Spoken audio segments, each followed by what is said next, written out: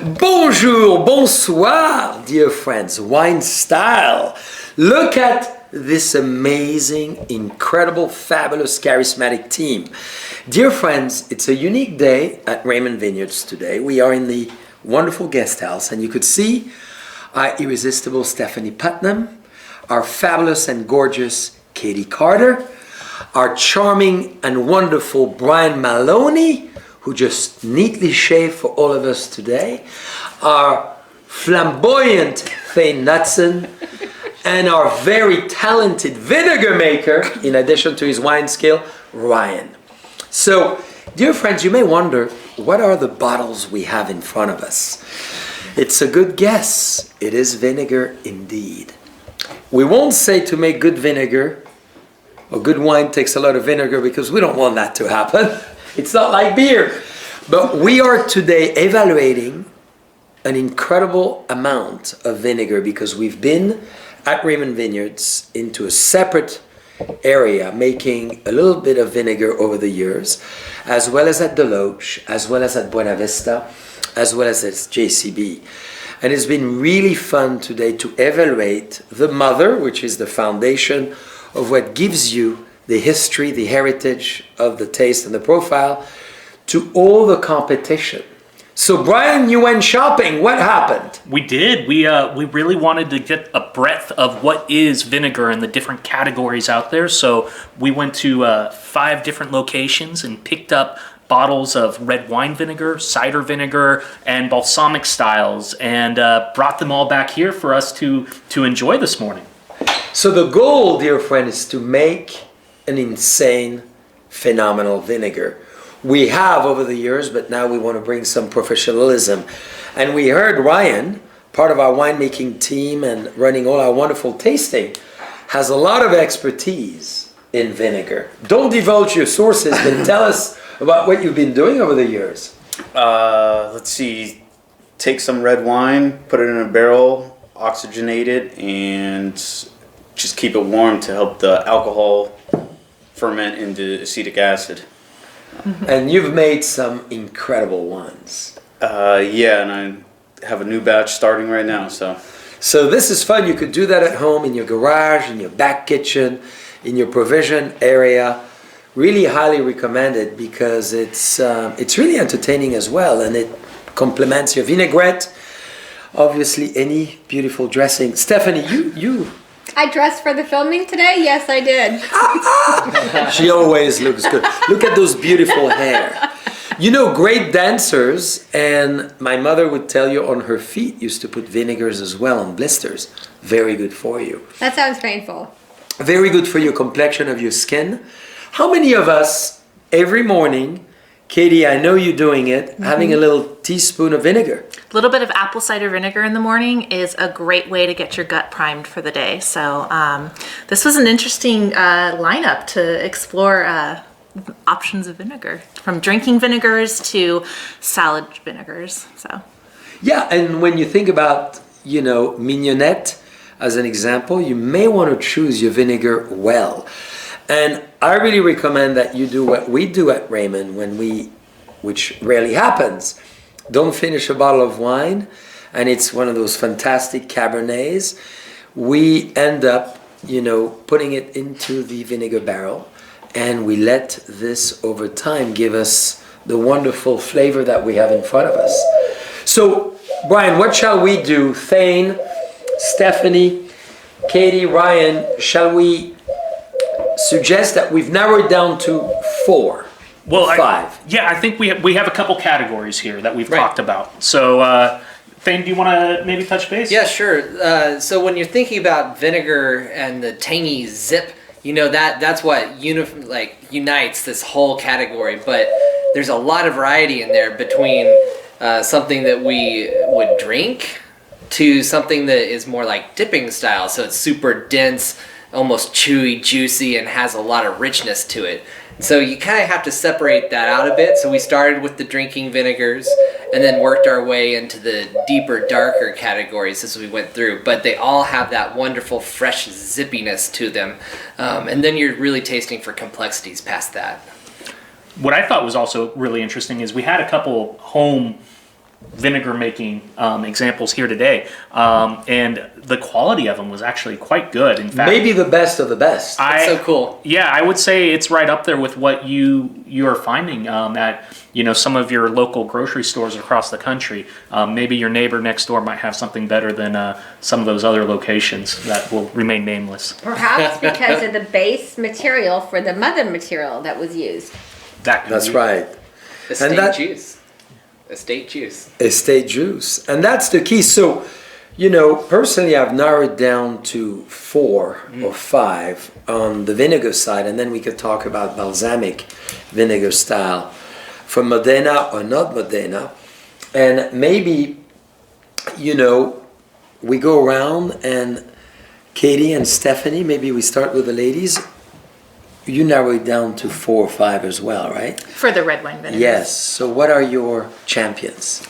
So I really thought in terms of tasting through these vinegars is that there's a couple different styles that we're looking at. So that's what we're discussing. Some are a lot fruitier, and a lot of these have seen some oak aging. So it's sort of this balance of the sourness of vinegar, maybe a little residual sweetness, that burst of fruitiness and that Dane was talking about, and then that oak component. So for me, I thought that the Raymond vinegar from our estate wine and the wine barrels, I thought that was very interesting. It definitely had that nice oak component, but it was a really nice balance with the fruit.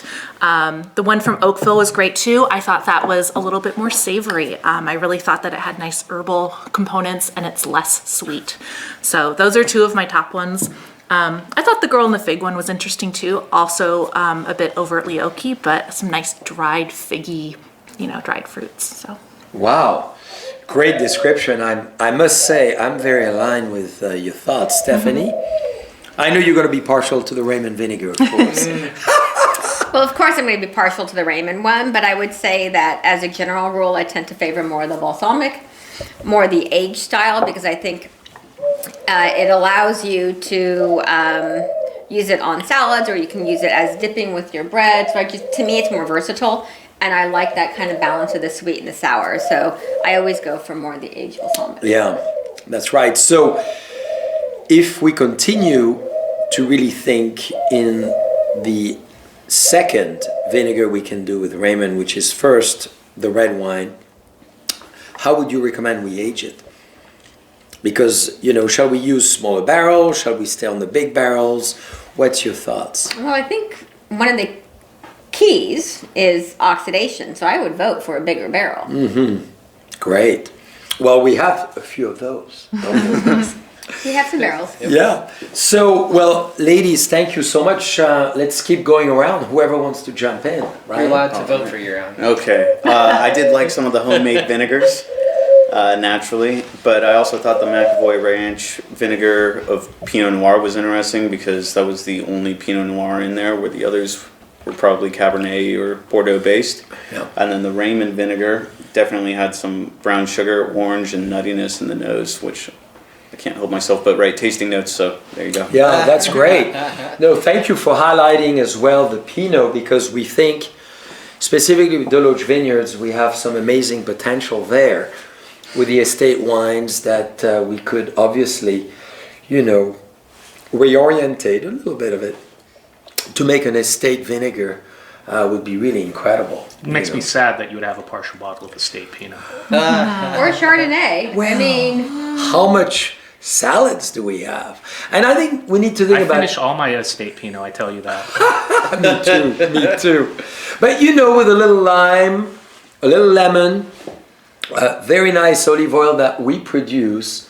It's a nice idea, though, to treat the salad dressing. We're going to have amazing tomatoes. We're going to have incredible vegetables coming out of the garden.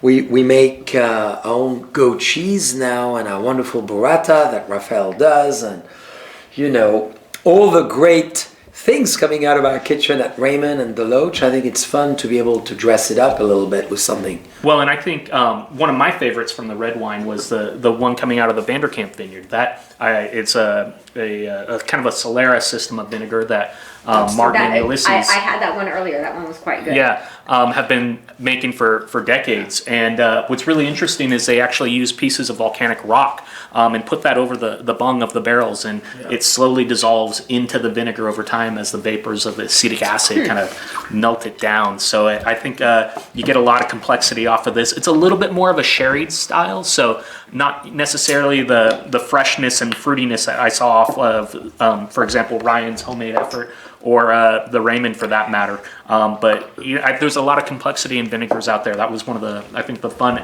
aspects of this tasting, going through all those different ones. And I have to say that, to echo Ryan, the McAvoy, the cherry that comes out of that Pinot Noir vinegar, it's a nice contrast to kind of the more darker fruits that you saw coming out of the more Cabernet-based ones. Mm-hmm. So it makes sense for us to really develop maybe a Cabernet-based, as we have at Raymond, very successful in our tasting lounge, as well as maybe a Pinot Noir, and designate it in that sense.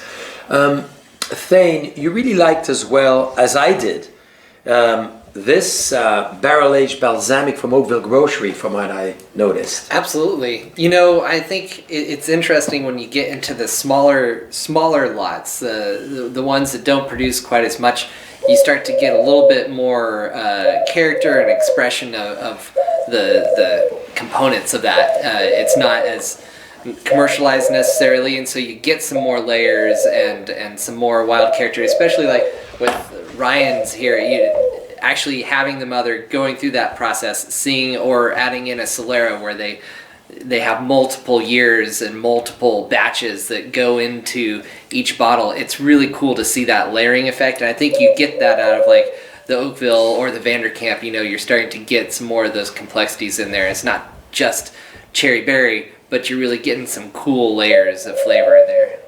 Well, I think it's a pretty exciting day that we did a great wine tasting as well today, and it was really fun to continue our day with vinegar and balsamic.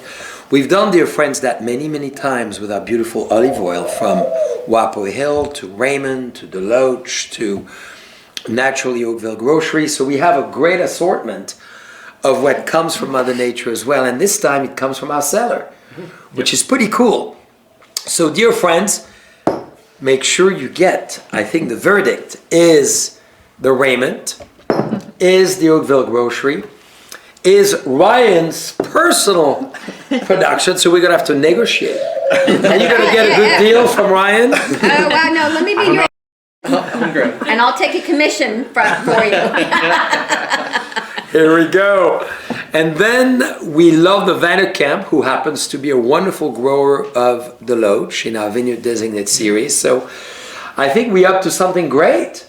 And the Oakville Grocery too. So well, and I mean, there were some great ones we got out of Oakville Grocery. This apple cider vinegar was absolutely delicious too. So I would highly recommend browsing their shelves and seeing some tasty vinegars to take home. Well, dear friends, join us in the future to do a little olive oil and vinegar tastings, to many more fun together and continuing to expand our palate. See you soon.